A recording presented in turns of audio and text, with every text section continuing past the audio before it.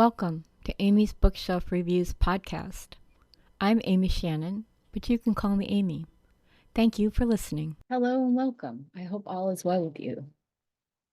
I'm Amy, and today I'm talking about the book called Murder Under the Red Moon by Sherri L. Dodd.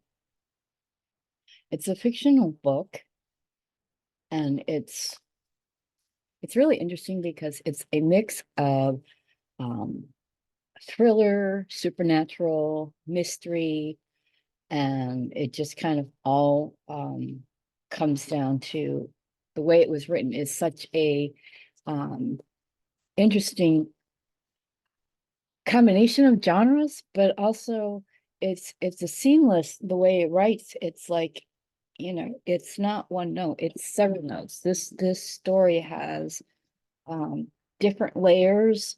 It's got a backstory for the main character and currently and how she became who she is today, and then what she is about to face. The book description, actually, it was released on March 21st. Just wanted to get that out there. So it is already out there.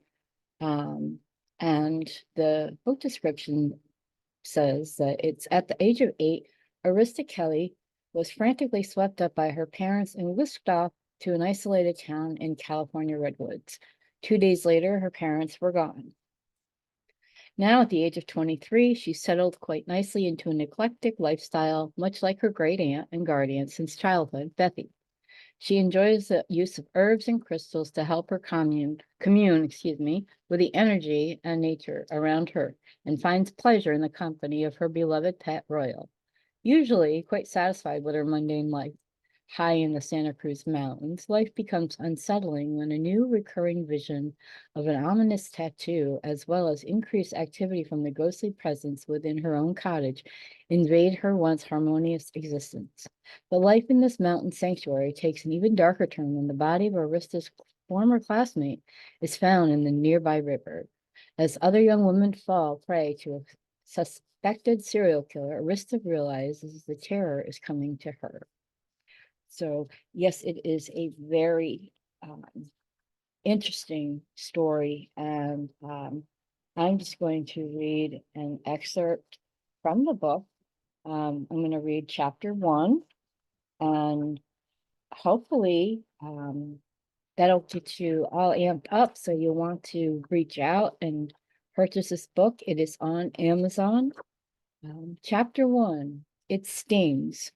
The dim-lit room beckoned Ian from the far end of the hall. He felt claustrophobic, floating along with the center of his view, sharp enough to proceed, the outer edges blurred to black.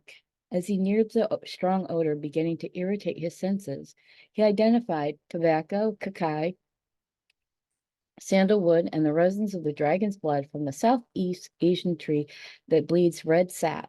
The scent was dark magic. He entered the warm glow of the room and saw 13 crimson and black candles dotting the space. 5 of the largest dripped their wax into clumps over a distant altar. In front of it, his brother-in-law, Fergus, busily worked on an object draped in black velvet. He tinkered with a glass vial before reaching for his ceremonial blade, and then holding it upward, he chanted.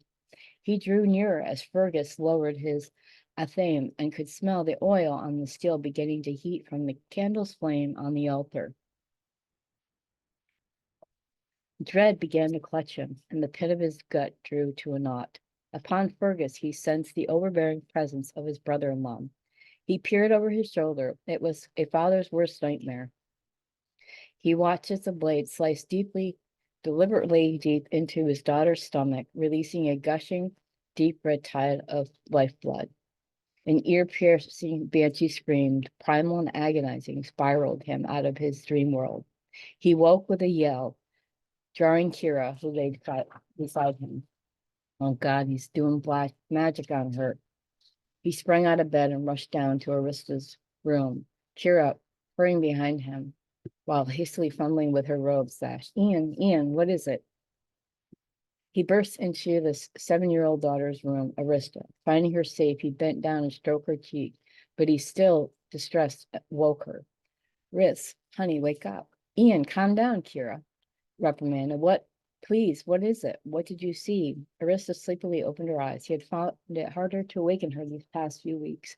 I'm sorry to wake you up, but I've got to ask you some questions about Uncle Fergus. Okay, she said, squinting her eyes from the brightness of the hall lamp.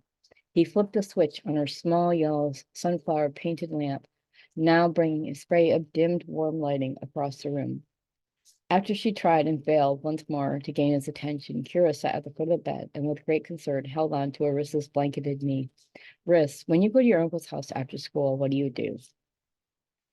Arista rubbed her eyes. Does he hurt you? No. Has he ever talked about magic with you? No.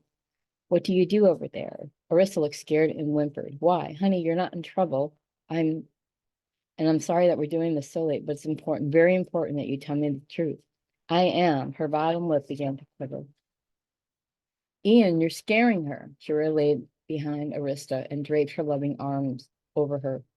He softened his tone. Riss, what do you do in your uncle's house? We play board games and I fall asleep. You fall asleep? Yes, and play games. He looked at Kira. The unfolding story did not set well.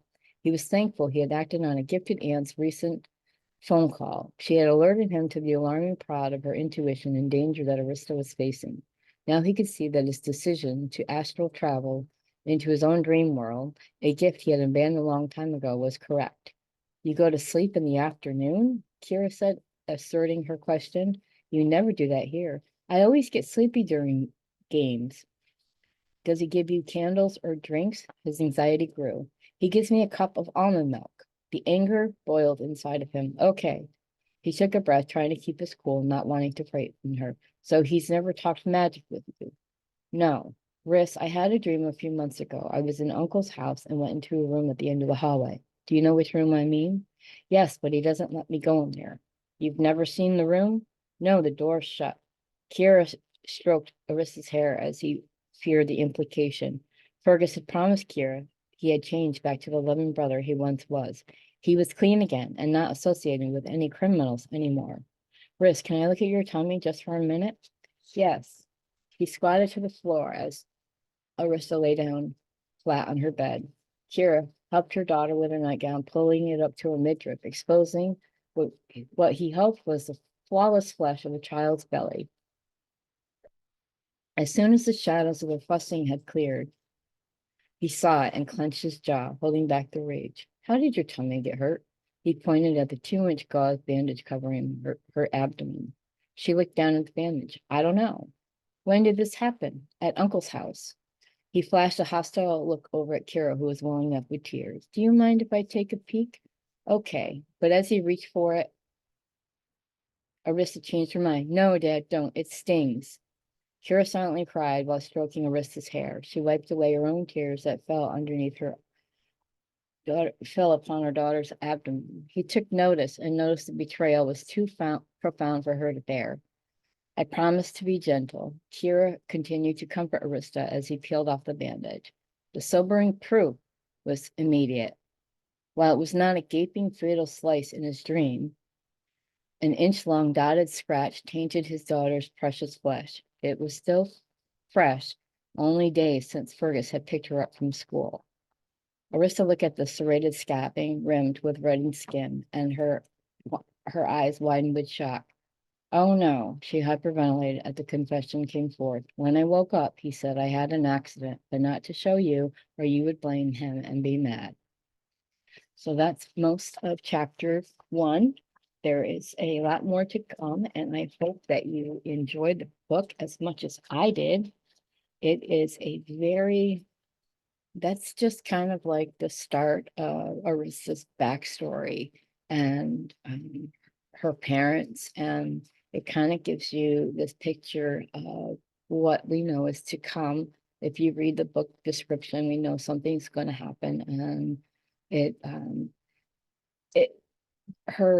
how she lives as an adult is affected by what happens to her as a child.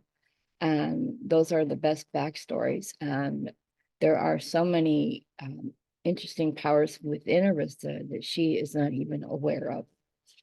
So I gave this book 5 stars and I posted it on its release date.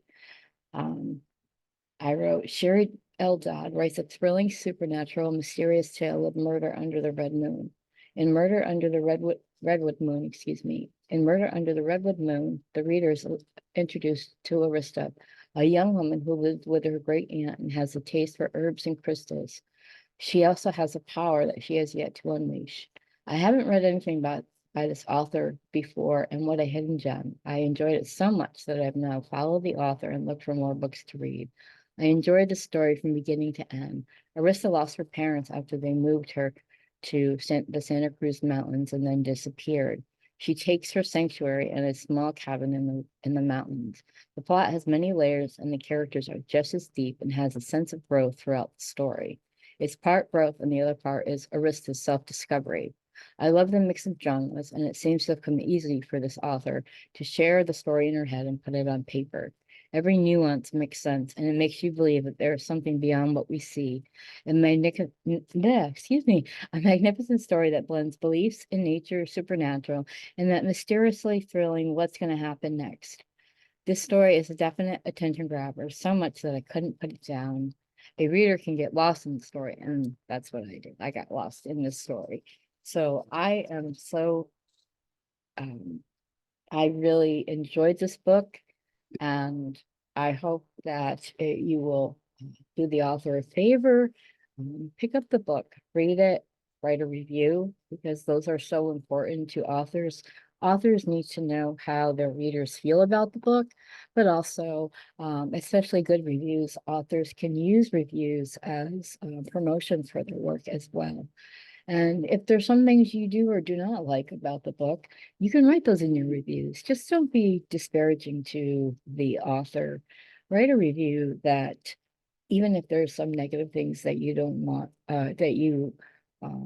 you want to say, you can always put a positive spin on the negative. And authors can also learn about their writing based off of well-written reviews. And I say well-written reviews because you don't want to just say, oh, this stinks, and then the author has no idea what that means. And just a little plug here, if you are a reader and you're trying to figure out how to write a review, on my website, amysbookshelfreviews.com, on I have on Smashwords, on Lulu, for free, you can get the Amy's Bookshelf Reviews Best Reads review journal, and it's compiled with different stories of various genres. It gives you information about where you can buy the books, and also it gives you a list of questions that can help you write your review. So definitely write your review. If you are an author or a reader, or you're both, when you read something, just like if you would write a product review, reviews to authors are very important. So it also gives a sense to the author of how many people are actually reading their book and if they like it or not. So thank you. If you're an author and you want your book to be on the show, go to amysbookshelfreviews.com/podcast for more information. If you're an author and you want your book to be reviewed, go to amysbookshelf.com for more information. And thank you. And I will talk to you next week. This has been Amy's Bookshelf Reviews podcast. Thank you for listening. And always, be kind and stay safe. Thank you.